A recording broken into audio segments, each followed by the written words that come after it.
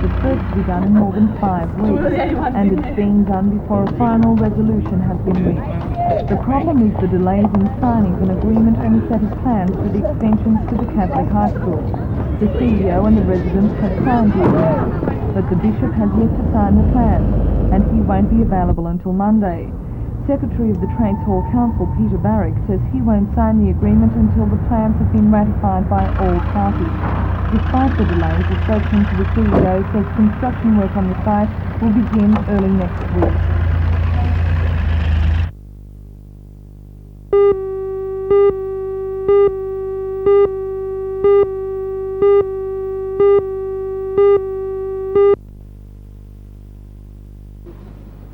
It was Lake Macquarie's wedding of the year when 83-year-old Keith Forbes exchanged vows with 82-year-old Daisy Keith, will you receive Daisy to be your wife, 18 months ago to live on a together bus in the covenant of marriage? Will you love her Both in have been married sickness before and and in lost their health, partners. Each to of love their children, and to cherish, grandchildren and great-grandchildren, as we as well both as shall friends live and on staff at the C.A. Brown This is Anglican my Village, solemn vow. offered their support and love at the wedding ceremony. A reception will be held at the Blue Dining Room this evening, and in attendance are the leaders and also being held today and the night together.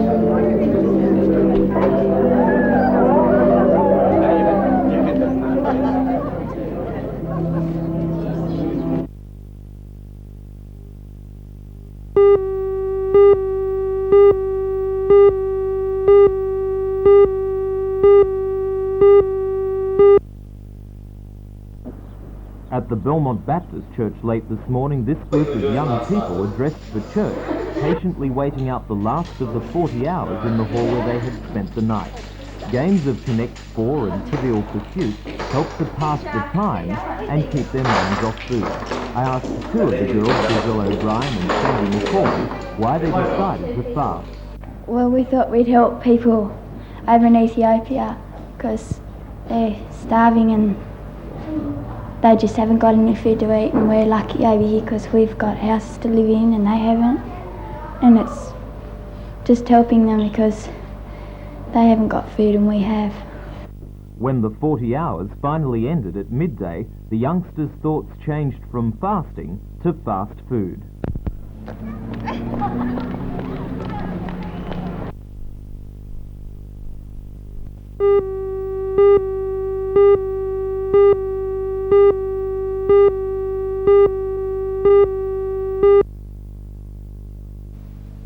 The idea of such a rail link goes back to the 1860s. Work actually began in 1930, but the war intervened. It wasn't until 1978 that the state government once again committed itself to completing the line. On hand for the official opening were Premier Mr Brand and the Minister for Transport Mr Unsworth, who were aboard the XPT which broke the commemorative banner. The special train was for the special event.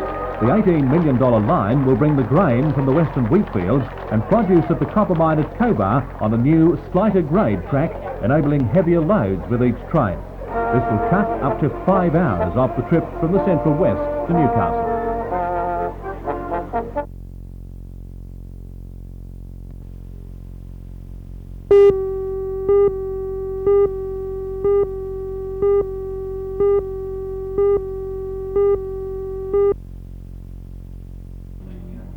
Pengilly, the captain of South's third grade side, was sent off by referee R. Williams, charged with foul play, specifically kneeing an opponent on the ground. Pengilly pleaded not guilty to the charge and claimed he had punched the opposing player after he was provoked. He claimed he was bitten on the finger by a player he had tackled and that after this he punched the player. The judiciary accepted evidence from the referee and a touch judge, who both say Pengilly kneed the tackled player on the side of the head as well as punching him. The judiciary took Pengilly's previous good record into account and suspended him for 2 weeks. A club official said an appeal against the decision would not be entered and that no action would be taken over the alleged biting.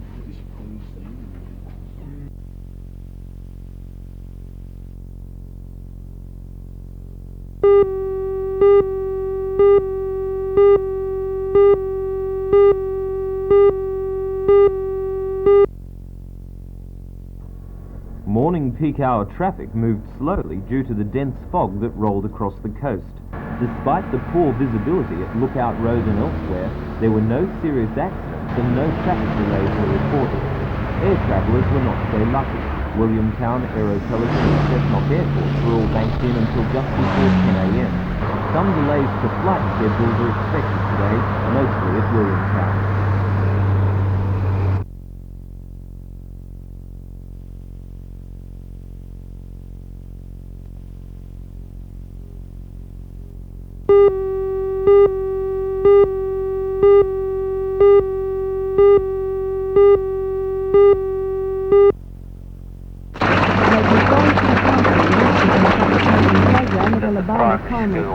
The young students were told by the Mayor of Torres, Alderman Jeff Casterfield, that the skills they will acquire during the 10-week course could save a person's life.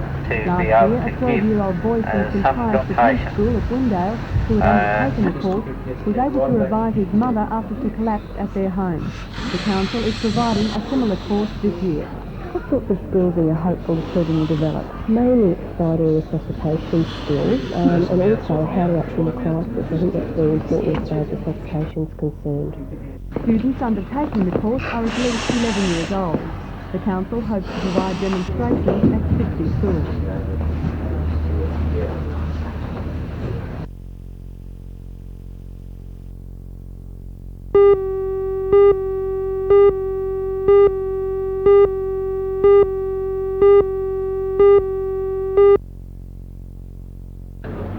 After last Saturday's loss from George at Adamstown, Rosebud has took the second last position on the NFL table, now threatening with relegation. To Western Mark tonight with pressure enough. In addition, the makeup of the Rosebud team has been shuffled, including the dropping of striker Derek Todd and the change in captaincy from Joe Kenkalski to John McQuarrie. Coach Willie Gallagher has also warned a number of other players to perform already. On that score, what a change in fortune. Derek Todd's gone. Derek Todd, the hero. man, he gets in a shot, well saved, and it's in the net now. Derek Todd following it up. Todd took the first shot. Newcastle's favourite soccer sons, who featured among the star profiles in this month's National Soccer magazine, deposed as captain. At Olympic Park, Newcastle Rosebud won Melbourne, Croatia. Kalski arrived at Rosebud Soccer Club late this afternoon to prepare for the match. At 4 o'clock I can say that I hope it doesn't affect my game. I hope I can go out there and perform better than I have in recent weeks, which is something I've had to do every game, but unfortunately when you go out there you don't know how things are going and you're only really as good as your own team members and as good as the opposition allow you to be. I then asked Coach Willie Gallagher if he felt the pressure right on him leading up to tonight's encounter with Marconi. Well, there possibly is a bit of pressure on me, but I think I can handle the pressure. I mean, as I say, in any game, it doesn't matter where you're running, whether it's cup finals or if you don't make the cup final, but if you do make the cup final, there's pressure on you. So obviously, there's pressure on you every week, but I would admit there possibly is a bit of pressure on me, but I'm paid to do the job and I've got to do it the way I see fit to do it.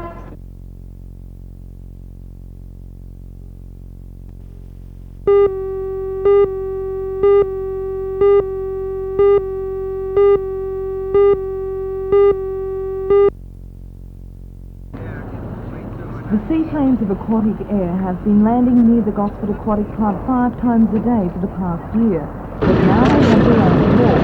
The wharf is battled and complying with 108 state and federal regulations. So there was cause for celebration. Among the official guests was the Minister for Sport, Laurie Brereton, and the New South Wales Governor, Sir James Rowland. The tenacity of his seaplane flying has been called the best of the two worlds of flying and boating. And certainly the seaplane has enormous flexibility because it can go anywhere where there's water. And so it opens up all sorts of lovely areas that you can't get to in any other way. After the official opening, the operator of the service from Rose Bay in Sydney to Gosford, Captain Vic Walton, says he isn't worried about the advent of the helicopter community No, I don't see. I think we complement each other. We're different organisations. We can operate a lot more economically than helicopters. Obviously, we carry more people, and I think that each horse for its own track, and the helicopters are very wonderful in specialised ways. But I think as far as the regular public transport service is concerned, we offer just as good, and we'll be in there.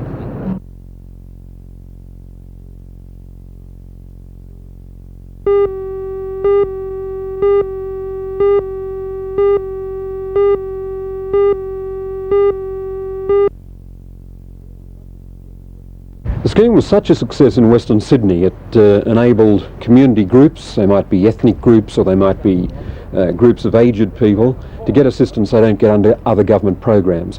And people have been able to buy minibuses for community activities, or to start community newsletters, or to start childcare services. And we wanted to extend this to other rapidly growing areas in the state, and the Hunter Valley and the Central Coast were obvious ones. How much money is your department committing to this?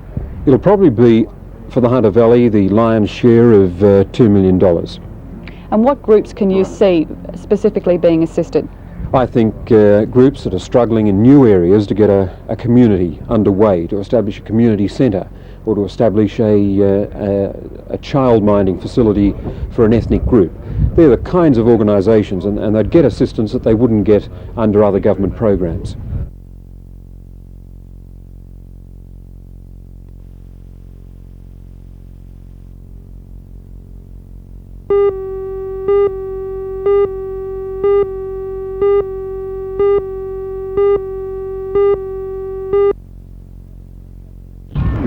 Is that a plumed on the edge?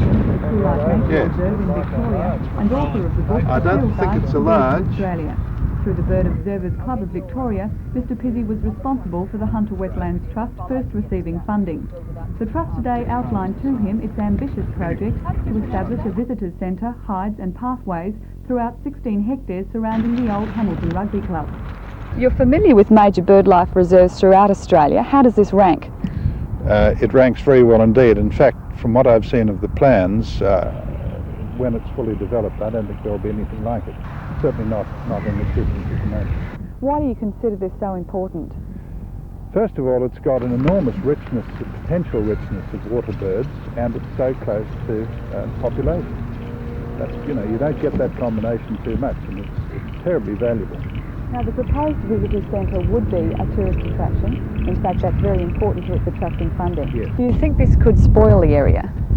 No, not in the slightest. Well, look at it now. I think, if I may say so, as a visitor from the south where we've done similar things, it's already been spoiled to a large degree, and this is going to unspoil it. This is going to turn it into a lovely, beautiful, rich habitat.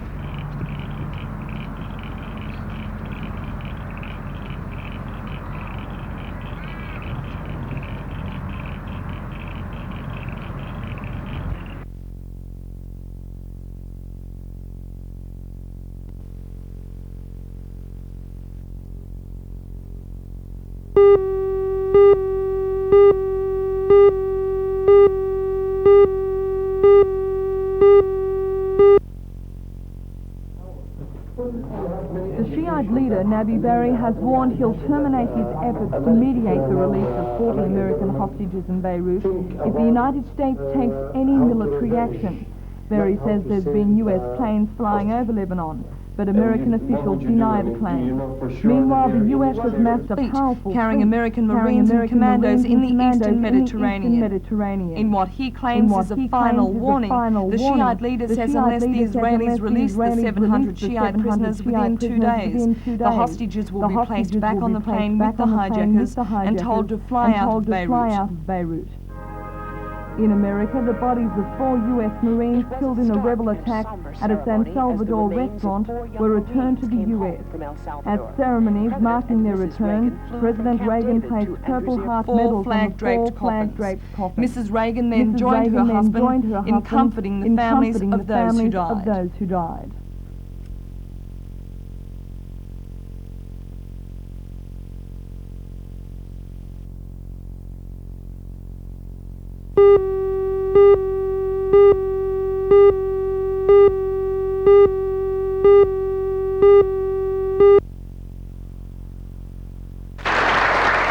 Mr. Putin came to this trust with consumption tax proposal with 400 AOT members from all over the Hunter Valley. Journalists were not allowed to hear Mr. Putin's explanation of the government's white paper, nor the question and answer session that followed. I was told, however, that members were upset, and while concerns were expressed about the tax, there was little opposition. At a media conference last morning, Putin said a consumption tax was beneficial as long as there were no expenses. People will be in a net sense much better off. Someone on 19,500, say, will get a tax cut of $26 a week. They'll pay $16 in consumption tax, and they'll end up with $10 net better off. What do you think they'll do with that extra $10? Well, they'll obviously spend it, and if they spend it, the economy will be more buoyant, will be more dynamic. So say a city like Newcastle is suffering now under the sales tax system because it's a very discriminate tax on the product of a city of this kind. If it all falls to 12.5%, the 32.5 goes down to 12.5, the 20 goes down to 12.5, and some prices rise, that neutrality will mean that centres like this are much more competitive than they have been. Now, as well as that, in the general run of the government's policies, the float of the Australian dollar has given us a lower exchange rate, which makes the product of a city like this more competitive.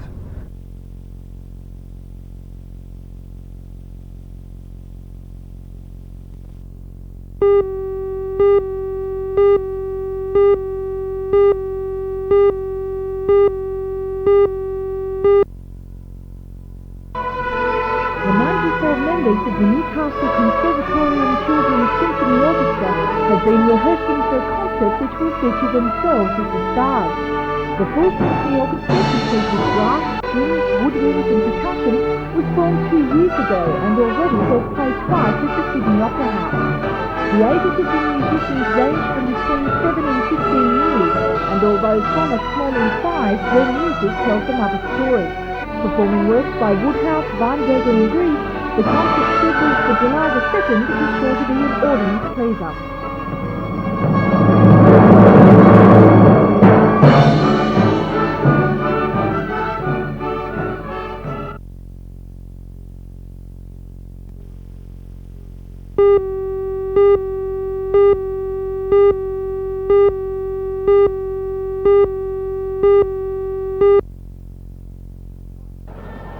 Despite the Newcastle Black Diamonds on Sunday winning for the 3rd time running the New South Wales Country Australian Football Championship with a sound win over Central Coast, something is still missing for the Newcastle Australian Football League.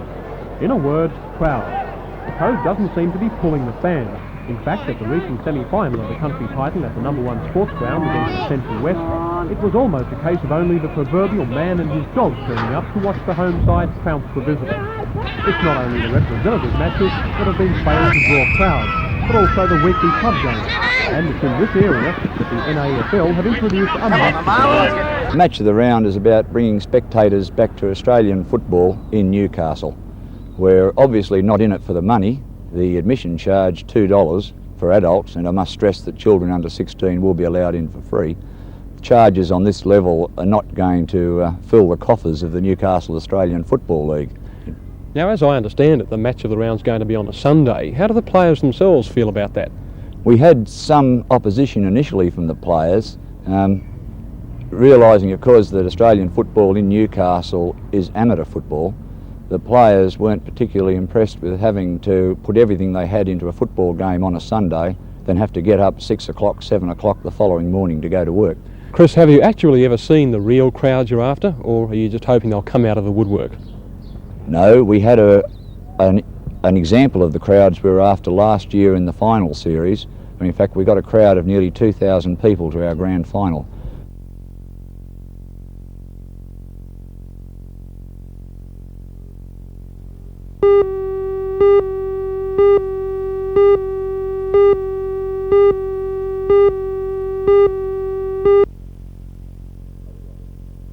I think it unlikely. I think that in fact the government will run its full term. That's about another 29 months of government, of this government left. You never know precisely just what the Democrats are going to do on any given measure.